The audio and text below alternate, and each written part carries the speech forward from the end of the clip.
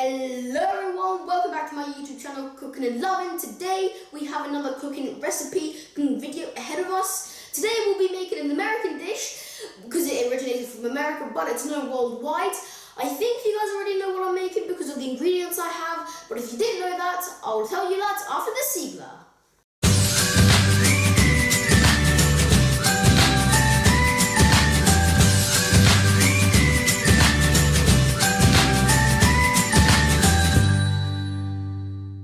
So today we'll be making the classic macaroni and cheese, mac and cheese, but it's going to be my version because you can find like thousands and thousands of different recipes on the internet of macaroni and cheese. So for my macaroni and cheese, the ingredients are 185 grams of applewood cheddar, 185 grams of Gouda, 185 grams of mature cheddar, 500 grams of macaroni pasta or similar, 40 grams of breadcrumbs, and now for the base sauce, 100 grams of unsalted butter, 100 grams of flour, 1 liter of milk, and salt and pepper, 3 pinches each.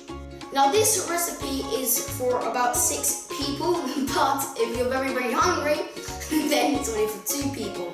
So now let's start boiling the water.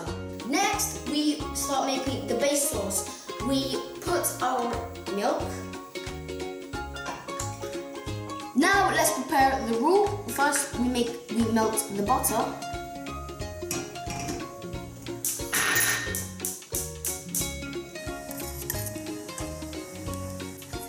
Okay, so my butter's melted. Now let's add the flour gently while mixing.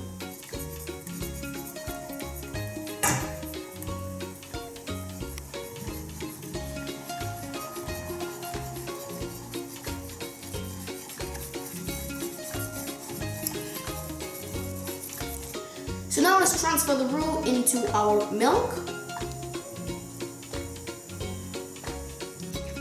Now the base sauce is similar to making the bechamel. However, we're not adding nutmeg, just salt and pepper. Also, keep stirring until it becomes thickened. Right now it just looks like milk, but don't worry, it's gonna get thicker.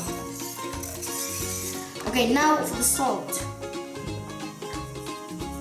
1, 2, and 3, and pepper. 1, 2.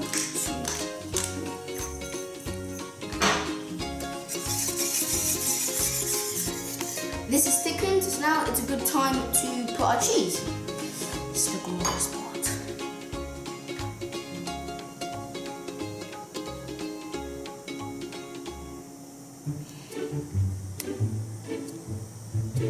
Now put second one and melt, and the third one.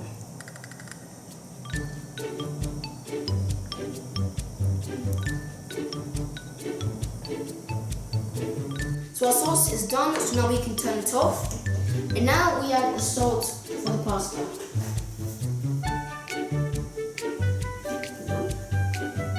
The pasta in.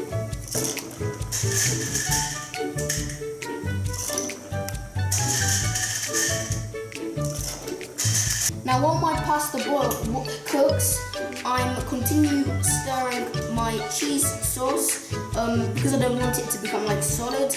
If you do have problems like that, you can always add a little bit of water to make it liquid again. So our pasta will be cooking for 5 more minutes. This is actually a good time to turn my oven because I want my pasta to be nice and crispy on top and a little bit burnt. That's how I like it. So I'm going to put it on to the top grill setting and to 180 degrees Celsius, between 180 and 200. So my pasta is done al dente. I drained the water. So now I'm going to put half of the cheese sauce into the pasta and stir.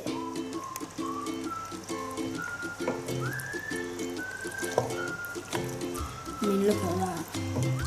We're going to add the pasta to the pans.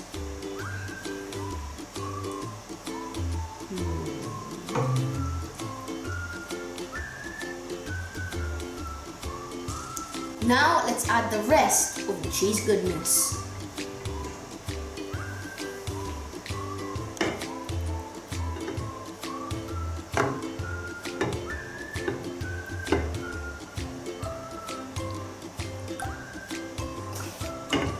Technically, you can eat this if you like a creamy mac and cheese, but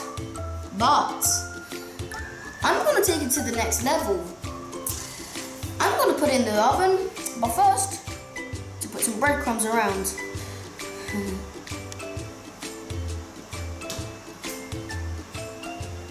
This also forms like a kind of crust thing that's extra crispy, which I love. So our mac and cheese is ready. Now let's put it into the oven to make the nice crust, burnt crust that I love. I love it.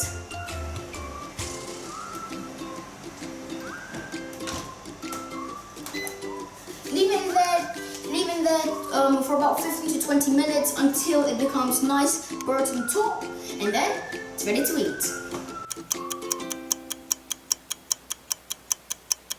So my version of American macaroni and cheese is done. So now for the plating.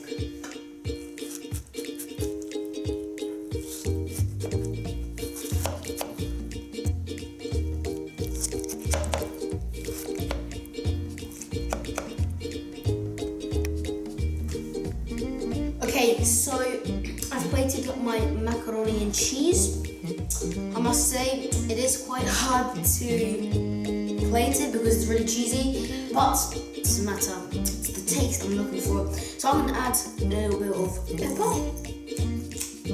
just to bring out some taste.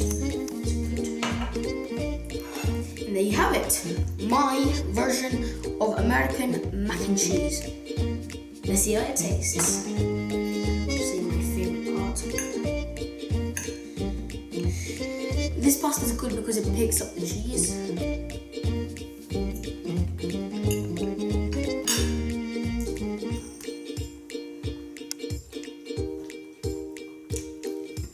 I'm tasting mixed taste, which is really good. I can taste the salt, the pepper, and the 3 cheeses I put. I mean, the breadcrumbs adds that nice crispiness. I mean, what more can I say? Yes, I know you can go to the shop and buy macaroni and cheese, but if you make it homemade, then it's going to be much better because you can add more cheeses, you can choose what cheeses you want. But anyway, I have to end the video here. Make sure you subscribe, like, and hit that notification bell so you'll be the first person to watch my videos. Lucky you. Alla prossima. Ciao!